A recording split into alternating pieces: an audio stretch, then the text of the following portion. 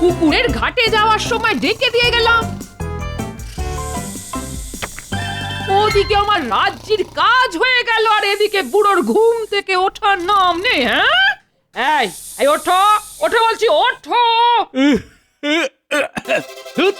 ঘুমটা যেই একটু জমাট বেড়েছিল অমনি খেপা ষাঁড়ের মতো ঠেলা মেরে আর দাঁড় কাকের মতো চেঁচিয়ে দিল আমার ঘুমের 12টা বাজিয়ে। কি বলে কি তুমি? আমি খেপা ষাঁড়, আমি দাঁড় কাক? দাঁড়াও দাঁড়াও, দেখাচ্ছি তোমায়, দেখাচ্ছি। এই রে, সকালবেলাতেই দেবীর রণচণ্ডী খেতে গেছে। ওরে বাপ রে বাপ! এই মোটা ভুঁড়ি নিয়ে ছুটে আর কত দূর যাবে? আজ তোমারই একদিন কি আমারই একদিন। তাহলে তাহলে তো এবার মক্ষম ভড়কিটা দিতে হয়। ওরে বাবা, বাবা, বুকের মধ্যে কি ধরফর করছে রে বাবা। ও বাবা, নিঃশ্বাস যে বন্ধ হয়ে আসছে। মাগো মাগো, প্রাণটা এক্ষুনি বুঝে বেরিয়ে গেল।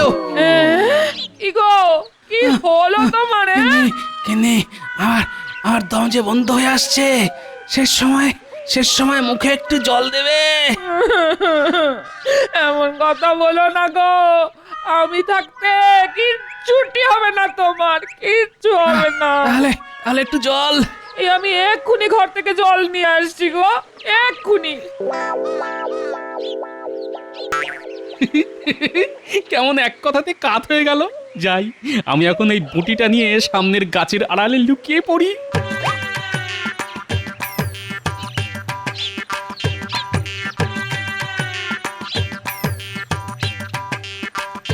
আরে মানুষটা কোথায় গেল? এই তো এখানে শুয়ে কাতরাচ্ছিল। গিন্নির টুকি। তুমি? হ্যাঁ আমি, জলজ্যান্ত আমি। তাহলে তোমার শ্বাসকষ্ট সেটা সত্যি নয়? তোমার বটির কোপ থেকে বাঁচার জন্য সবটাই ছিল অভিনয়। বুড়ো, তোমার পেটে পেটে এত? ঠিক আছে, একবার বাড়ি এসো, দেখো দেখো তখন তোমার কি করি। আহা, রাগ করছো কেন গিন্নি? তুমি আমায় কাটবে বলে বটি নিয়ে তাড়া করেছিলে, আর তোমার হাত থেকে বাঁচার জন্য আমি এই অভিনয়টা করেছিলাম। ব্যাস, সুদবোধ হয়ে গেল। চলো এখন বাড়ি যাই। গিন্নি গিন্নি, রাগলে না, এখনো তোমায় খুব সুন্দর লাগে গো। মরণ।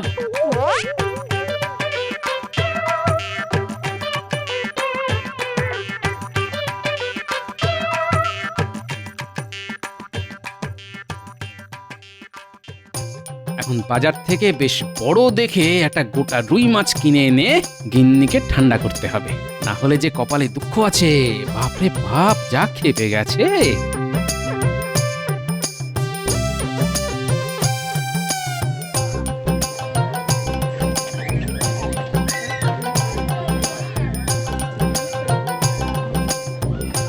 বাহ, বেশ সুন্দর রুই তো। হ্যাঁ গো ভাই, ওই বড় রুই মাছটা কততে দেবে? মাছটা আমি নিচ্ছি। এই রে চিল। কই কই কোথায়? কই আকাশের চিল কোথায়? চিল তো এখানে। কেমন টুক করে মাছটা তুলে নিল। গোপাল গোপাল, এটা কিন্তু ভালো হলো না। মাছটা আমি নেব বলেছিলাম। কিন্তু আমি যে তারও আগে দর করেছিলাম, তাই মাছের ওপর আমারই অধিকার। ভাই এখন আমি চলি। হ্যাঁ, দামটা না হয় কালকে এসেই দিয়ে যাব। কাজটা কিন্তু ভালো করলে না গোপাল, এর শোধ কিন্তু আমি তুলে নেব।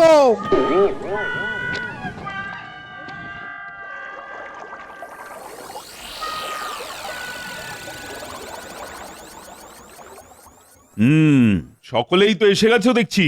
এবার তাহলে সভা শুরু করা যাক। তার আগে আমার একটা নালিশ আছে মহারাজ।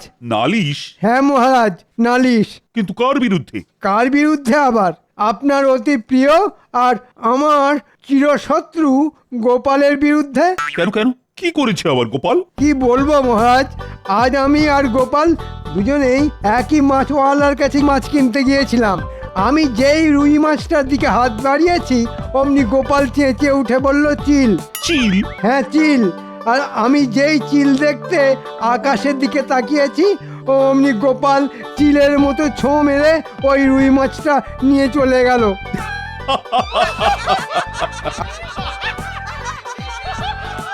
আপনি হাসছেন মহারাজ? তো হাসবো না। তোমার মতো একটা ধেড়ে লোককে চিলের ভড়কি দিয়ে গোপাল মাছ নিয়ে চলে গেল। সত্যি গোপালের বুদ্ধির জবাব নেই। এটাকে বুদ্ধি বলে না মহারাজ, এটাকে বলে দুষ্ট বুদ্ধি, মানে দুর্বুদ্ধি। কি গোপাল, মন্ত্রী কি বলছে? আসলে মুখের মাছটা চলে গেছে তো, তাই রাগে অন্ধ হয়ে মন্ত্রী মশাই এসব বলছেন। উনি হয়তো ভুলে গেছেন যে আমার পুরো মাথা জুড়েই বুদ্ধি। দরকার হলে এই মাথা থেকে সুবুদ্ধি বের করি, আবার প্রয়োজন মতো কখনো কখনো মন্ত্রী মশাইয়ের কথা মতো দুর্বুদ্ধি। বেড়ে বলেছ গোপাল, দরকারে সুবুদ্ধি আবার প্রয়োজনে দুর্বুদ্ধি। গোপালের কথায় তাল না দিয়ে একটা সুবুদ্ধির পরীক্ষা নিন দেখি। ঠিক আছে, তাই হবে। সুবুদ্ধির একটা পরীক্ষা নেব আমি। তবে শুধু গোপাল নয়, পরীক্ষা দিতে হবে তোমাদের সবাই। যে পরীক্ষায় সফল হবে তাকেই আমি বুদ্ধিমান বলে ধরে নেব। কি গোপাল, রাজি তো? আমি রাজি মহারাজ। কি মন্ত্রী, চুপ করে আছো কেন? মানে যদি সত্যিকারের বুদ্ধির পরীক্ষা হয় তাহলে দেখবেন গোপালকে হারিয়ে একেবারে ভূত করে দেব। ঠিক আছে, কালই তাহলে তোমাদের বুদ্ধির পরীক্ষা হবে।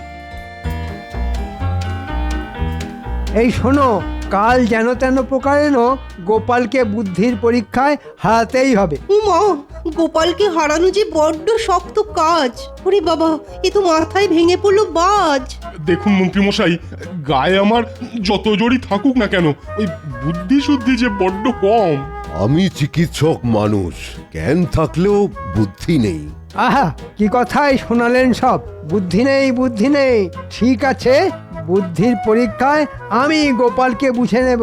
মহারাজের কাছে প্রমাণ করে ছাড়বো যে গোপালের থেকে আমিও কিছু কম যাই না। আমি আপনার সাথে আছি মন্ত্রী মশাই। যেমন করেই হোক কাল গোপালকে একেবারে লেজেনাং গোবরং করে ছেড়ে দিতে হবে। বেটা টেকোটার খুব বুদ্ধির অহংকার।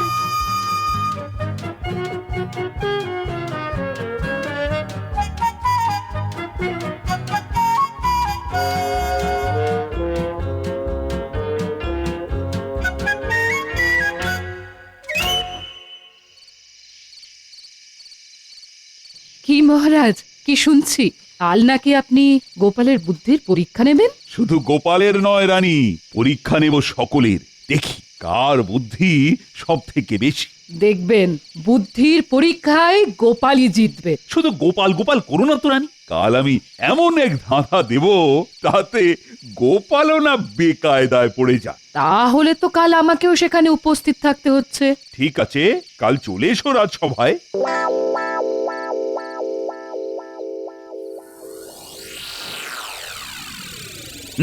তাহলে শুরু করা যাক বুদ্ধির পরীক্ষা। কি করে শুরু করবেন মহারাজ? আমাদের বুদ্ধির চূড়ামণি গোপাল যে এখনো গড়হাজির। আমি এসে গেছি মহারাজ। বাহ বাহ বাহ, এই তো গোপাল এসে গেছে। বাবা, আমি ঠিক জানতাম যে গোপাল গা ঢাকা দেবার পাত্র নয়। আমার ওপরে আস্থার জন্য অজস্র ধন্যবাদ মহারাজ। তাহলে শুরু হোক বুদ্ধির খেলা। আজ তোমাদের প্রমাণ করতে হবে যে বন্ধ সমান সমান খোলা। কি আমার প্রশ্নটা সকলে বুঝতে পেরেছো তো? ঠিক বুঝতে পারলাম না মহারাজ। আচ্ছা, আবার বলছি, প্রমাণ করতে হবে যে বন্ধ সমান সমান খোলা। এ আবার কেমন প্রশ্ন মহারাজ? হ্যাঁ, বন্ধ আর খোলা কি এক? হ্যাঁ, বন্ধ মানে বন্ধ আর খোলা মানে খোলা। তাহলে বন্ধ সমান সমান খোলা হবে কি করে? সেটাই তো প্রশ্নের মজা। যার ঘটে বুদ্ধি আছে সেই ঠিক প্রমাণ করে দিতে পারবে যে বন্ধ সমান সমান খোলা। কি মন্ত্রী, তুমি পারবে তো? হ্যাঁ, মানে চেষ্টা করব মহারাজ। বেশ, তাহলে করো। কি গোপাল, তুমি কিছু বলো। আগে সকলে বলেনি, আমি না হয় সব থেকে শেষে বলবো। তাহলে চটপট বলে ফেলো, কারা কারা পার। আমি পারবো না মহারাজ। ও আমার দ্বারা হবে না, এ খুব শক্ত প্রশ্ন। না মহারাজ, আমি নাহি পারিব, কেবল দাঁড়িয়ে দাঁড়িয়ে হারিব। বুঝতে পেরেছি, তোমাদের কারো দ্বারা হবে না। কি মন্ত্রী? মানে আমি তো মনে মনে চেষ্টা করে যাচ্ছি মহারাজ। তোমার দৌড় আমি বুঝে গেছি। গোপাল, তুমি না হয় এই প্রশ্নের সমাধান করো। সমাধান তো করা যেতেই পারে মহারাজ, কিন্তু এই রাজসভায় দাঁড়িয়ে তো এই প্রশ্নের সমাধান করা যাবে না। ব্যাস হয়ে গেল গোপালের বাহানা। আরে বাবা, যে পারবে সে তো এখানে দাঁড়িয়েই সমাধান করতে পারবে। না মন্ত্রী মশাই, এ প্রশ্নের উত্তর হাতে কলমে করে দেখাতে হবে। আর তার জন্যে আমার চাই একটা বড় দরজা, একটা কৃষ্ণ ফলক ও খড়িমাটি। ওরে বাবা, এ এত সব! হ্যাঁ মহারাজ, এত সব। তাহলে চলো আমার ঘরের সামনে, বড় দরজা ওখানেই পেয়ে যাবে। কিন্তু এই মুহূর্তে কৃষ্ণ ফলক আর খড়িমাটি কোথায় পাওয়া যাবে? কোনো চিন্তা নেই মহারাজ, দুজন রক্ষী পাঠিয়ে দিন, তারা পাঠশালা থেকে কৃষ্ণফলক আর খড়িমাটি নিয়ে আসবে। রক্ষী, আজ্ঞা করুন মহারাজ। এক্ষুনি পাঠশালা থেকে কৃষ্ণ ফলক আর খড়িমাটি নিয়ে এসো। ঠিক আছে মহারাজ। কি গোপাল, এই দরজা চলবে তো? চলবে না মানে? একেবারে উড়ে উড়ে চলবে। বাহ, নিয়ে এসেছো, হ্যাঁ, ঠিক আছে। এই দেওয়ালের গায়ে ঠেস দিয়ে দাঁড় করাও, আর খড়িমাটিটা আমার হাতে দাও।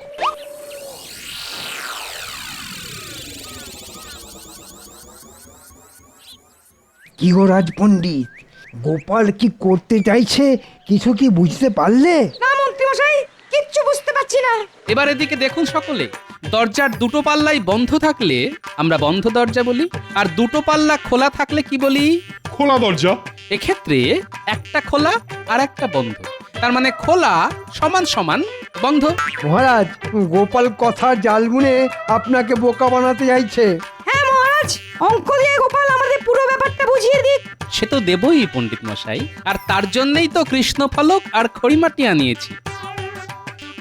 আ আ আ আ আ দেখুন, দরজার এখন যে অবস্থান, আমি সেটাই অঙ্ক আর কথায় কৃষ্ণ ফলকে লিখলাম। কি কারো বুঝতে কোনো অসুবিধে আছে?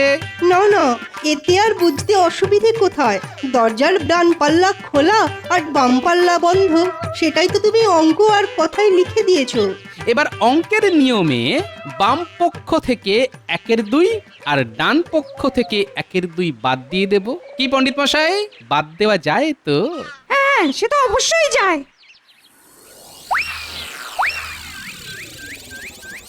তাহলে এবার কি দাঁড়ালো?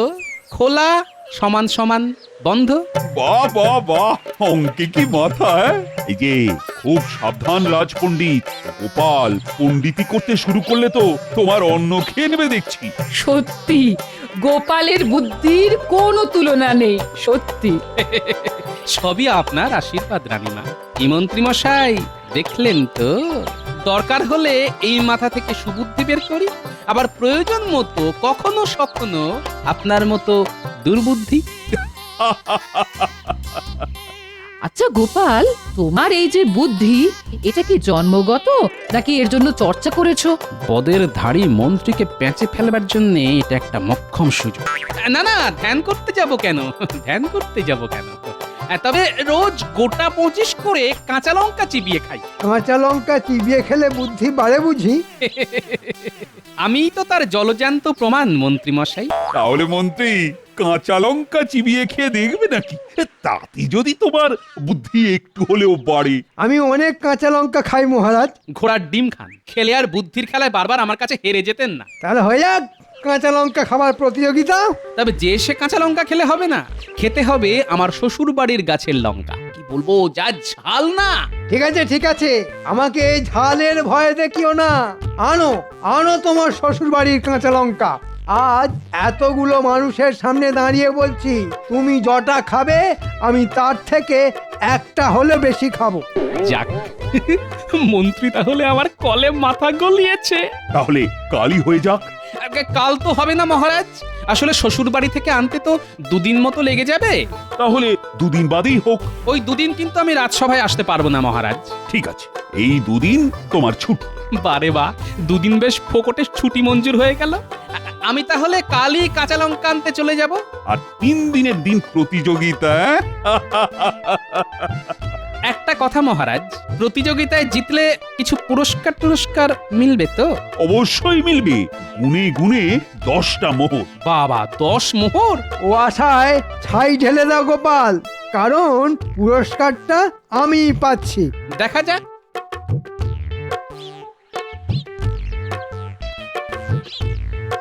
গিন্নি, বাজারের থলিটা ধরো।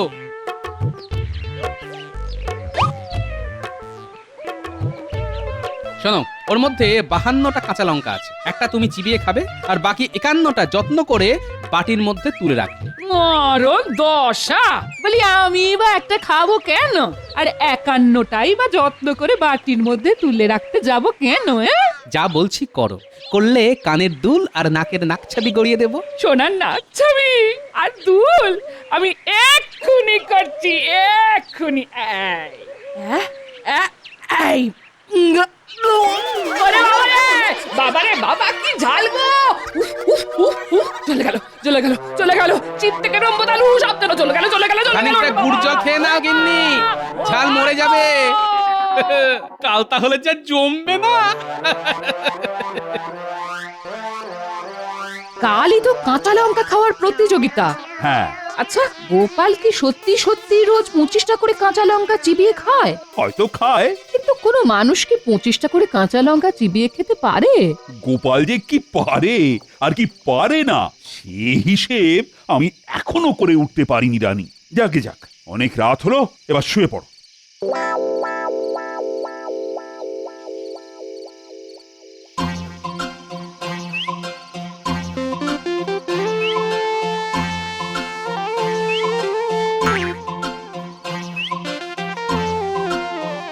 হ্যাঁ গো, রাতের বেলা লঙ্কা নিয়ে সব কি করছো বলো তো? কারুশিল্পী করছি গিন্নি, কারুশিল্পী। কারুশিল্প মানে? তুমি যেমন পটলের দোলমা বানাও, আমিও তেমনি কাঁচা লঙ্কার দোলমা বানাচ্ছি। ঠিক বুঝলাম না। আচ্ছা, পটলের দোলমা বানাতে তুমি ঠিক কি কি করো? ঠিক আছে, আমি বলে দিচ্ছি। প্রথমে পটলের মোটার দিকটা কেটে সরনা দিয়ে ভেতরের বীজ বের করে নিয়ে তার মধ্যে মাছ কিংবা ছোলার ডালের পুর ভরে দাও, তাই তো? হ্যাঁ, তাই তো করি। আমিও ঠিক তাই করছি। লঙ্কার ভেতর থেকে বীজ বের করে ঝোলা গুড়ের পুর ভরে দিচ্ছি। আর তুমি যেমন ময়দার আঠা দিয়ে পটলের কাটা মুখটা জুড়ে দাও, আমিও তেমনি চিটে গুড় দিয়ে লঙ্কার সাথে বোঁটা জুড়ে দিচ্ছি। যাও, বিরক্ত করো না তো, এখন আমায় 25টা লঙ্কার দোলমা বানাতে হবে। যাও যাও যাও। তাই মিষ্টি পটলে দোরমা দিয়ে কি হবে শুনি? কি খাবে? কেন, আমি খাবো। আর 10টা মোহর জিতে এনে তোমার কানের দুল আর নাকছাবি গড়িয়ে দেব।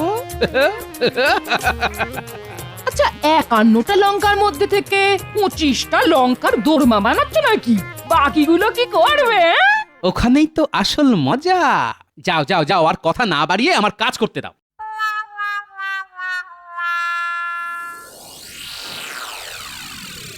আজই গোপাল আর মন্ত্রীর মধ্যে ঝাল লঙ্কা খাওয়ার প্রতিযোগিতার কথা সকলের মনে আছে তো? মনে আর থাকবে না মহারাজ, প্রতিযোগিতা দেখার জন্যে আমরা সকলেই হয়ে আছি হন্যে। কিন্তু গোপাল তো এখনো কাঁচা লঙ্কা নিয়ে এসেই পৌঁছলো না। আর গোপাল দেখো গে যাও, ও হয়তো এতক্ষণে পগার পার হয়ে গেছে। মানে অতি সোজা, গোপাল হয়তো কেটে পড়েছে। আরে বাবা, 25টা কাঁচা লঙ্কা খাওয়া অত সোজা নাকি? হ্যাঁ, তার উপর শুনেছি গোপাল নাকি একেবারে ঝাল খেতে পারে না। আরে বাবা, সকলেই কি আর আমি নাকি? হ্যাঁ, কিন্তু গোপাল না এলে প্রতিযোগিতা তো ভুন্ডুল হয়ে যাবে। সেটা তো আমিও চাই। ফাঁকা মাঠে জিতে গিয়ে 10-10টা মোহর এঁকে গুজে বাড়ি চলে যাব। প্রাতঃপ্রণাম মহারাজ।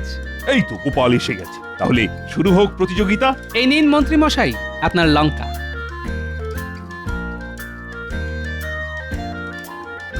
আর এটা আমার। নিন, শুরু করুন।